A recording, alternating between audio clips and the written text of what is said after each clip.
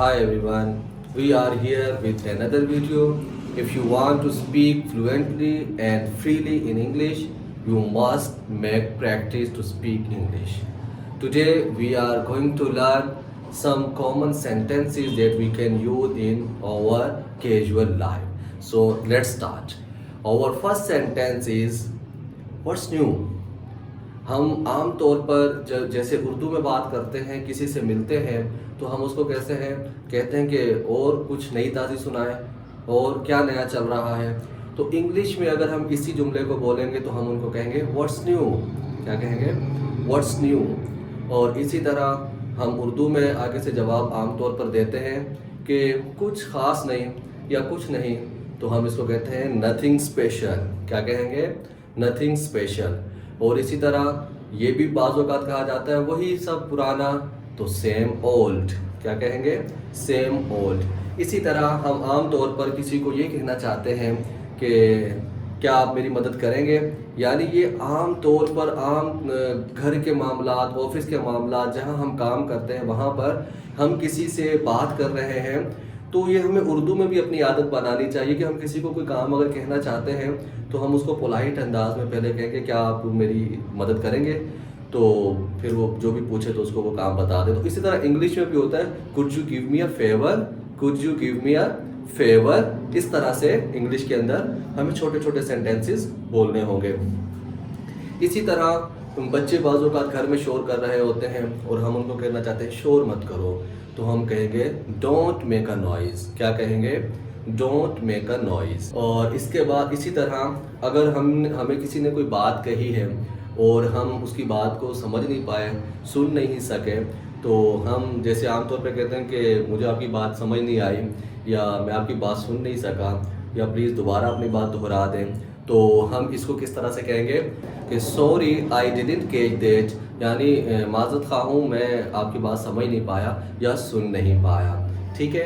इसी तरह जब हम किसी से मिलते हैं और हमें ऐसा महसूस होता है कि हम पहले भी मिल चुके हैं, तो हम उससे पूछना चाहते हैं कि क्या हम पहले कभी मिले, तो हम कहते हैं have we ever met before, have we ever met before, have we ever met before. और इसी तरह अगर हम किसी को कहते हैं कि मैं आपका शुक्रगुजार हूँ या मुझ पर आपका एहसान है, तो हम कहते हैं आई ओव यू। क्या कहते हैं? आई ओव यू। किसी को हम देखते हैं कि वो मायूस बैठा हुआ है, परेशान बैठा हुआ है, तो हम उसको ये कहना चाहते हैं कि मायूस मत हो, पुरुमीद रहो, तो हम उसको कहेंगे don't be frustrated, be hopeful. क्या कहेंगे? Don't be frustrated, be hopeful.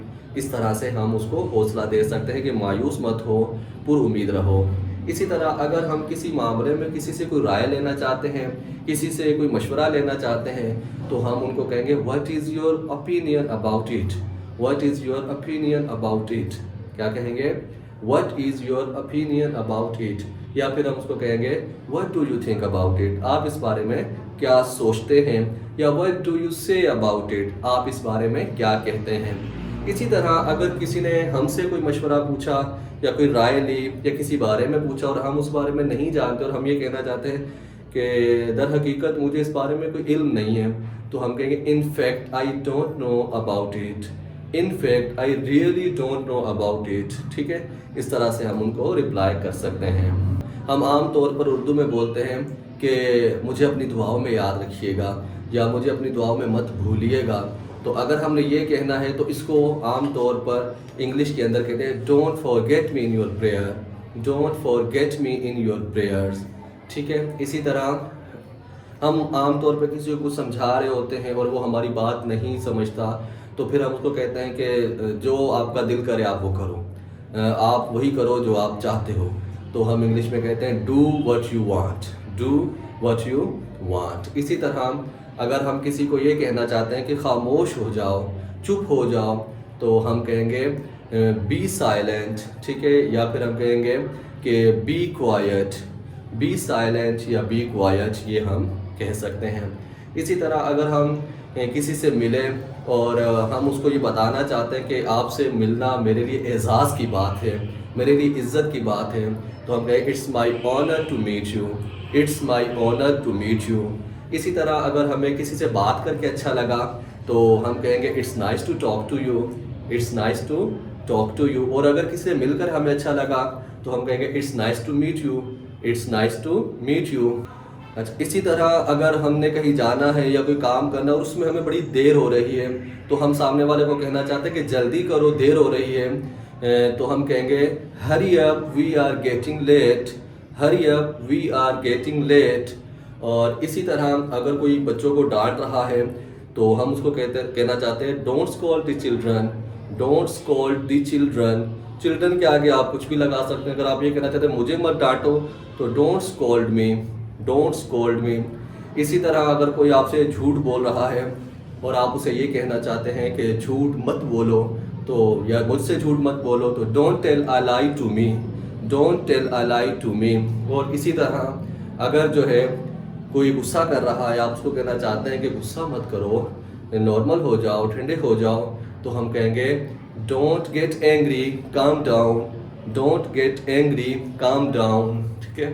اسی طرح کسی بھی معاملے میں، کوئی بات چیت میں یا مذاق میں یا کسی بھی معاملے میں کوئی حد سے تجاوز کر رہا ہے، کوئی حد سے تجاوز کر رہا ہے تو ہم اس کو کہنا چاہتے ہیں کہ اپنی حد سے تجاوز مت کرو، تو ہم کہتے ہیں don't cross the limit, don't cross the limit.